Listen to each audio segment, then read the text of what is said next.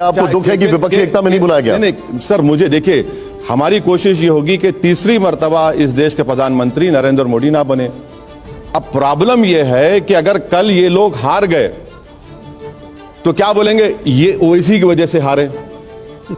और अगर कल ये लोग चुनाव लड़ेंगे बीजेपी एनडीए, तो बली का बकरा मुल्ला जी को बना देंगे कि इनकी वजह से हम लोग वैक्सीन नहीं बना सके, मुसलमान की वजह से कोविड फैल गया, कपड़ा देखकर पहचानो इन लोगों को, देश के प्रधानमंत्री ने कहा था।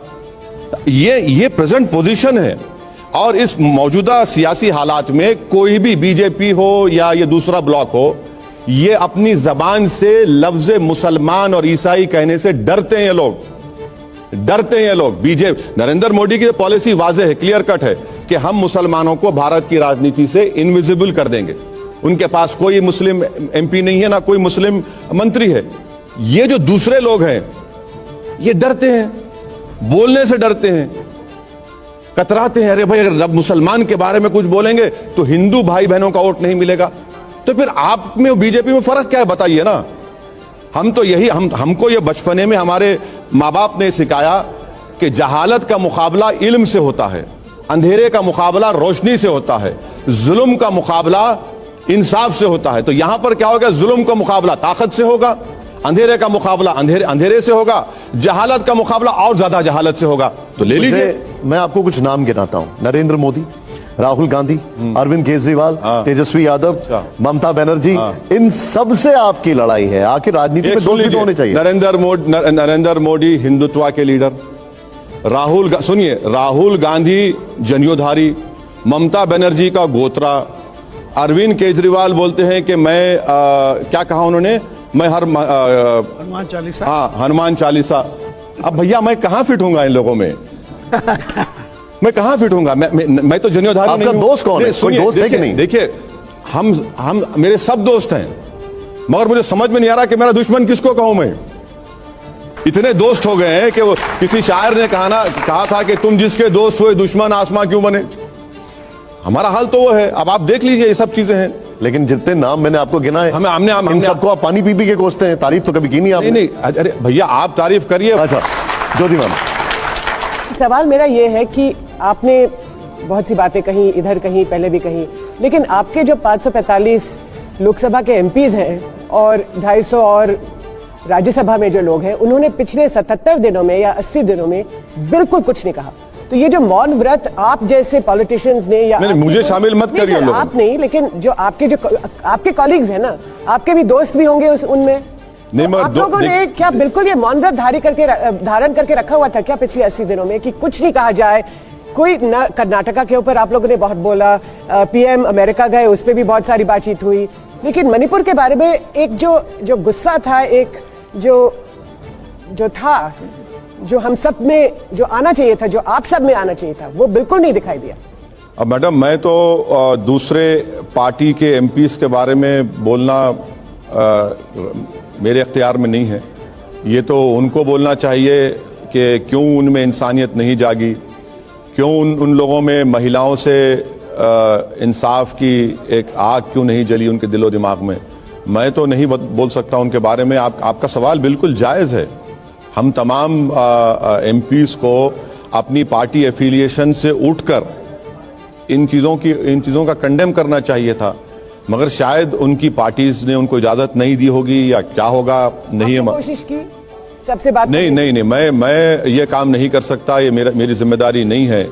मैं वैसे ही इलेक्शन लड़ता हूं तो मुझ पर हमले शुरू हो जाते हैं। मगर इस मामले में तो मैं तो कर्नाटका के इलेक्शन में मैंने अपने भाषण में कहा कि प्रधानमंत्री को कर्नाटका नहीं आना चाहिए, बल्कि उनको मणिपुर जाना चाहिए। जब शुरुआत के दिनों में रिपोर्ट्स आना शुरू हुई है, वहां के लोग हमसे बात किए, कई लोग हमसे बात किए कि सर ऐसा हो रहा है। मैं यकीन नहीं किया शुरू में, बोला मजाक कर रहे हैं आप लोग, कि बोले सर सिविल वॉर हो रही है, इतने लोग मर गए।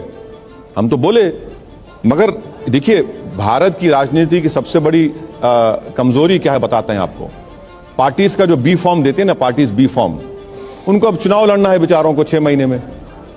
अगर वो कुछ बोल देंगे तो टिकट नहीं मिलेगा, मगर वैसे ही बीजेपी बहुत से अपने सांसदों के टिकट काटने वाले। लेकिन ज्योति जी जो सवाल पूछे वो ये पूछ रहे हैं कि एक नागरिक, भारतीय नागरिक होने के नाते क्या आपको नहीं लगता है कि आपको जाना चाहिए था, इस पर कमेंट करना चाहिए था? अरे सर, आप सरकार से आप इजाजत मांगते हैं। अरे सर, आप मेरे पीछे क्यों पड़ गए?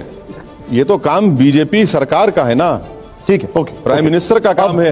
अगर प्रधानमंत्री कह दें कि भाई हम एक फैक्ट फाइंडिंग कमेटी बना रहे हैं मणिपुर के ऊपर, असदुद्दीन ओवैसी उसको हेड करेंगे, पहले चले जाऊंगा, आपके कैमरामैन को साथ रख के जाऊंगा मैं। ठीक, ओके। और एक बात सुन लीजिए, कल नेशनल ह्यूमन राइट्स कमीशन हरकत में आया। 38 डेज पहले एनएचआरसी को रिप्रेजेंटेशन जा चुका था कि इन महिलाओं का रेप हुआ है, मगर एनएचआरसी के जो चेयरमैन साहब हैं माशाल्लाह वो अब बेदार हुए हैं। अब ओवैसी साहब, एक बहुत बड़ा सवाल है यूसीसी को लेकर, लेकिन उससे पहले मैं चाहूंगा आपको एक क्विक थोड़ा सा एक ईज आउट करने के लिए तेजी से तालियां बजाइए। यहां पर रैपिड फायर राउंड है। मैं 2 तस्वीरें दिखाऊंगा ओवैसी साहब, और 2 तस्वीरों में से आपको एक तस्वीर चुननी है, उस पर एक सवाल होगा, बोलना नहीं है। दिखाइए जरा पहली तस्वीर। देश का दूरदर्शी नेता कौन है? ओवैसी साहब ये देखिए तस्वीर आपके सामने, यहां पर एक तरफ है नरेंद्र मोदी जी और दूसरी तरफ है राहुल गांधी जी। ओवैसी साहब आपका रिएक्शन। मेरी फोटो क्यों नहीं है उसमें? आप इन दोनों में कौन है? सुनिए, आप कम से कम मुझे बुलाकर तौहीन तो मत करिए ना, मेरा भी तो थोड़ा ईगो होगा। I am also twinkle twinkle little star. आपकी राय है, आप तो मेहमान है। तो मैं नॉर्थ पोल स्टार है, मैं तो छोटा स्टार हूं, तो आप ये मैं नहीं कह सकता कुछ भी इस बारे में। ठीक है, अगला सवाल। अब अगला सवाल आपके लिए, जोरदार तालियां हो जाए पहले तो। आइए जरा प्ले ऑन करिए। ओवैसी जी के लिए पहले क्या है, शरीयत या संविधान?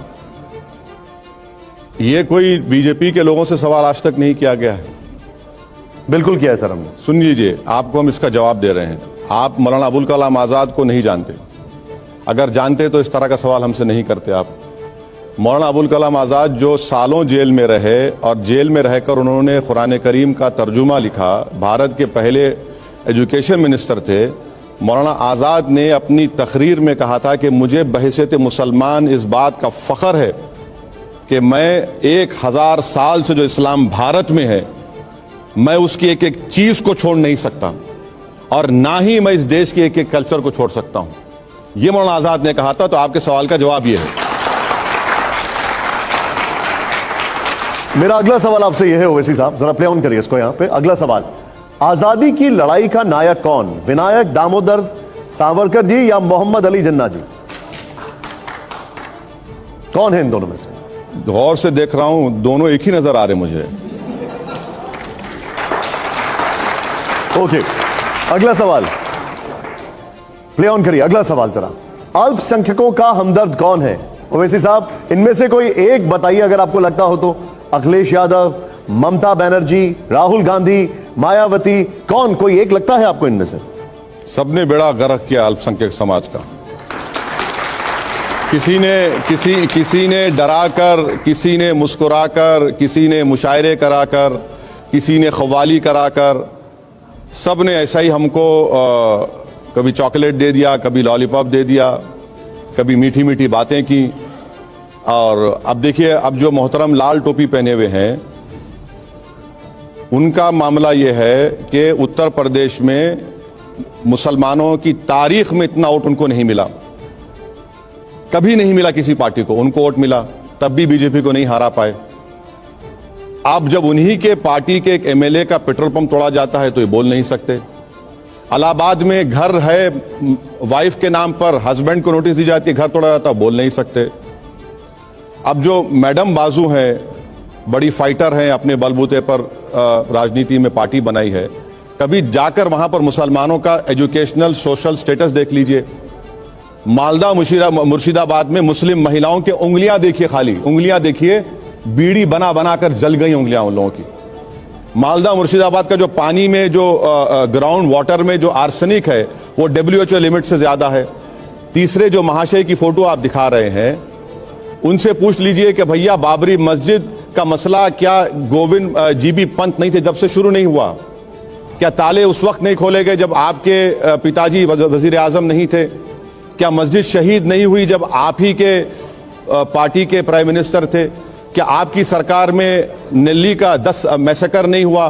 क्या आप ही के सरकार में मुरादाबाद में, ये लोग आप जानते नहीं, 1986 में ईद के दिन 350 मुसलमानों को गोली मार दी गई मुरादाबाद में, आप ही की सरकार थी।